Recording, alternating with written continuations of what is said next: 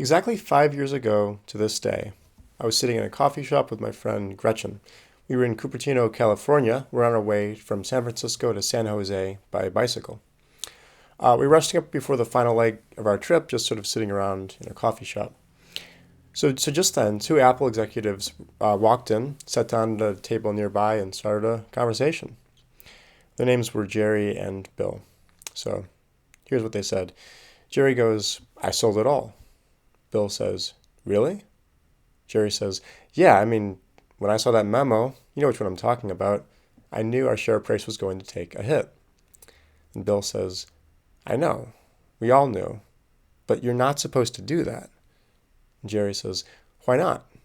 I'm trying to send my kid to college. I can't afford to hold on to stock that's about to drop in value. When I saw that memo, I thought to myself, Jerry, you owe it to your family to sell it and reinvest in something else." Bill says, "Why not? Because it's insider trading. That's literally the definition of insider trading." Jerry says, insider trading, schminsider schmading, what's the problem?" Bill says, "Well, it's illegal and it's immoral." And Jerry says, "But why? I knew the stock was going to drop in value, so I sold it. What would be wrong would be to hold on to an asset that I know is a bad investment and let my family suffer the consequences." So at that point, I looked up and I noticed that Gretchen was furiously typing on her phone, and there was a smirk on her face. So she was clearly selling all of her shares of Apple. So later, we got on our bikes and we drove up to San Jose, and I kept thinking about this question: is insider trading actually wrong? And if it is, why? So that's the question I'm going to be pursuing in this lecture. Now, before we can talk about the ethics of insider trading, we need to talk about what insider trading is.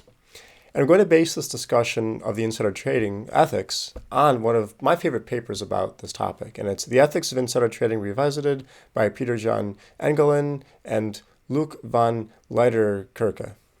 And I'd highly recommend checking out the paper if you want to have a fuller picture of the ethics of insider trading. So first of all, what is insider trading? Well, according to the Securities and Exchange Commission, insider trading refers generally to buying or selling a security in breach of a fiduciary duty or other relationship of trust and confidence on the basis of material, non-public information about the security. So let's break this down. First of all, security is a tradable asset. And the most important securities that we're talking about in this context are shares of a corporation, so like stock. Now, there's nothing wrong with buying or selling shares of a corporation on the basis of relevant information that is publicly available. In fact, you should be doing this. So if you look at published quarterly reports or press releases, it's fine to let that influence your trades. There's also nothing wrong with buying or selling shares on the basis of private information that's immaterial. So if you happen to learn that a CEO's favorite pie flavor is lemon meringue, and you somehow decide on the basis of that you're going to sell shares of that CEO's company, it's hard to see why you're doing anything wrong. Like the information is just not material, or it's not relevant. But the problem, as far as insider trading is concerned, is when you're buying or selling securities on the basis of information that is both non-public and material. So in other words, it's insider trading when you're trading on the basis of private and relevant information. So there's two types of insider trading. You can have insider trading by corporate insiders and insider trading by people outside of the corporation who misappropriate information. So Jerry, from the anecdote at the beginning of the video, was guilty of the first kind of insider trading. Martha Stewart, on the other hand, was accused of committing the second kind of insider trading. So in her case, if you don't remember, what she did was she sold around $230,000 worth of shares of ImClone Systems, which was like a biotechnology firm. She sold their stock after she was given a tip by her broker that the share price was about to drop. So in that case, she misappropriated information and traded on the base of it. Now, fun fact, in her case, the cover-up was worse than the crime, and she spent time in jail for, among other things, lying to a federal investigator about it. So the first distinction is between insider trading by insiders and insider trading by misappropriators. Now let's talk about a second distinction. So the second distinction is between efficiency increasing insider trading and market manipulation that decreases efficiency. So I'm going to illustrate that with an example. So imagine that Jerry, the Apple executive from the beginning, hears that Apple is about to be involved in a scandal, and that's why he sells his shares. When he sells his shares, the price of Apple shares goes down ever so slightly. And as a result, the new share price more accurately reflects the true value of the shares because it's now based on more information. So Apple's impending scandal is a fact that was not expressed in the share price before. But now that he's traded on the basis of that information and the share price went down, this fact is better represented in the share price. So his trade actually increased the efficiency of the market. Now, insider trading can also decrease the efficiency of markets. So imagine now that Jerry leaks false information to the public and that this causes large numbers of people to panic and sell their shares, lowering the share price. When the price drops, he then buys millions of dollars worth of shares and leaks other information to the public that causes large numbers of people to think that Apple stock is a very lucrative investment, more lucrative than in fact it even is. So they buy a lot of shares, increasing the share price. Jerry has now made a lot of money. But importantly, both of the leaks reduced market efficiency. In the first case, he caused the share price to be lower than what its value should actually be. And in the second case, he caused the share price to be higher than what the price should actually be. Because what he did was he had false information rather than true information affecting the value of the security. So we can represent these two dimensions of insider trading on a 2x2 matrix. And I've written such a matrix here. So if you take a look at this, there's basically 4 different types. We have type 1, and that is insider trading performed by insiders, and that leads to an increase in efficiency. There's type 2, that's when misappropriators, like the Martha Stewarts of the world, get a hold of that information and then trade on the basis of it, but that could increase efficiency. But then we get market manipulation, and that could be done by either insiders or misappropriators. So the insiders could do the thing that Jerry did in the story that I just told, where he leaks false information that sort of wrongly inflates or decreases the share price of the securities, right? So when we're talking about insider trading and the ethics of insider trading, it's really important to keep those 4 things distinct. Because if we give an argument that is a criticism of misappropriation, we shouldn't think that we've given an argument that's against insider trading by insiders. And in addition, if we give an argument that only really is relevant to cases of market manipulation, we shouldn't think that we've given an argument against cases of efficiency increasing insider trading, right? So let's now talk about some of these arguments. We're going to talk about some consequentialist arguments first, then we'll go on to some non-consequentialist arguments. So just to review, consequentialist theories say that the right action is the one that produces at least as much net good as any other option in one's option set. And the question consequentialists ask is, does insider trading produce more net good than the other alternatives? So let's begin with efficiency. Now, efficiency increasing forms of insider trading clearly result in greater efficiency, and market manipulation forms of insider trading lead to decreases in efficiency. And as long as greater efficiency in markets is good, we have a reason to favor the former kind of insider trading and rejecting the latter.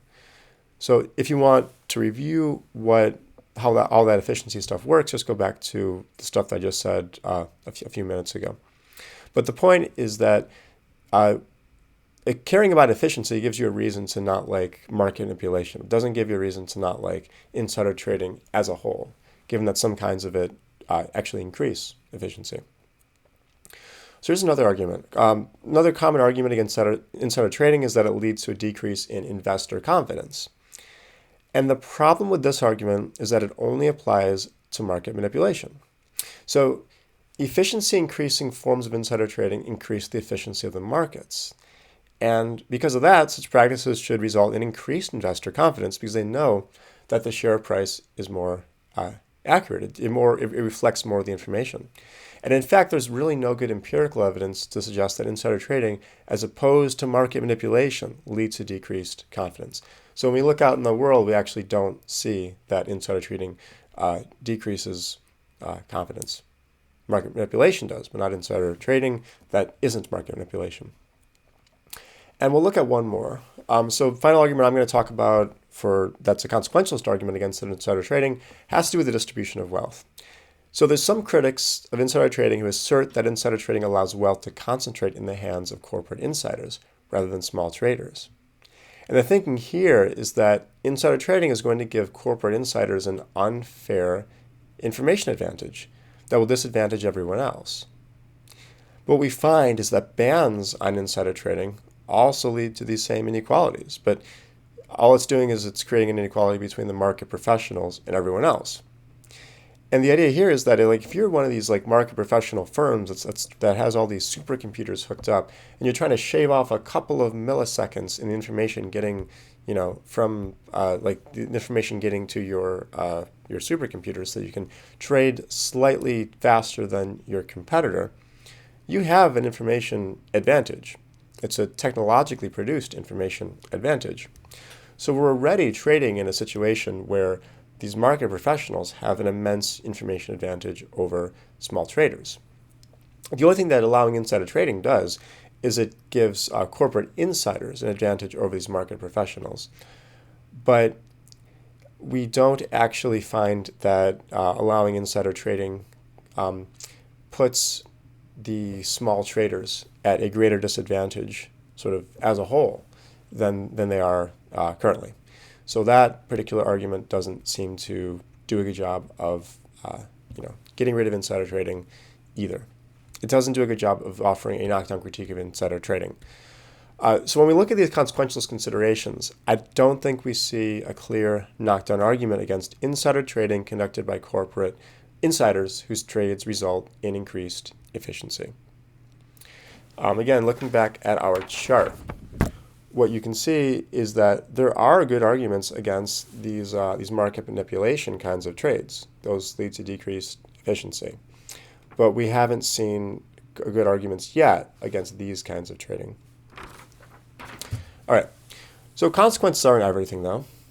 Maybe insider trading is wrong because of some deontological considerations. So let's now turn to those arguments. So one common deontological argument against insider trading is that it's unfair. And there's two main ways to understand this claim. First is that it's wrong to trade on the basis of information asymmetries. So if one party has more information than another party, then it's wrong for the trade to happen until both parties have been given full information. Now, the problem with this argument, with this account of fairness, that it's way too stringent. Clearly, there's nothing wrong with an antique dealer buying an antique camera lens from a rummage sale for a bargain price and then selling it in her shop for a markup.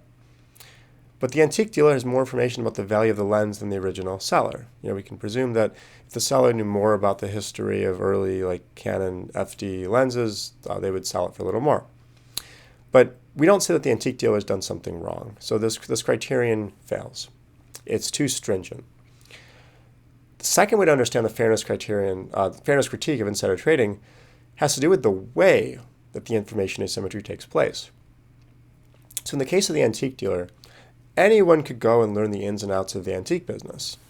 In the case of insider trading, it's much more difficult to access that information. You would need to get hired by the company and work your way up, or you'd need to become friends with a corporate insider who could tip you off, or something else. And therein lies the problem with the second understanding of the fairness critique. Access to information is a matter of degree rather than an on-off matter. It's sometimes harder, sometimes easier to get access to information, but it's not clear where to draw the line between information asymmetries that are fair and ones that are not. Without such a line, we don't have a clear way of saying insider trading falls on the wrong side of the line. Now, what you might be thinking is that, well, in the case of the antique dealer, this isn't proprietary knowledge. This is just information you can look up in a library book. With insider trading, a company owns that information. And here we get to the other argument, the other deontological argument that I want to talk about, and that's this property rights argument. So suppose that a corporation owns the rights to insider information. Now, if a corporate executive then trades on the basis of it, he or she is stealing that information. The information didn't belong to them. The information belonged to the corporation. So the executive is stealing information in the same way that you'd be stealing a pencil if you stole it from your workplace. Now, this argument does hold true in a world where insider trading is illegal. So like in our world.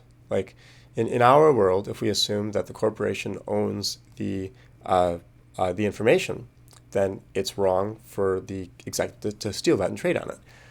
But that argument wouldn't work in a world if insider trading were recognized as a legitimate compensation scheme for corporate insiders. So this is to say, when corporate executives are negotiating their contracts, maybe one thing that they ask for is the right to trade on the basis of insider information.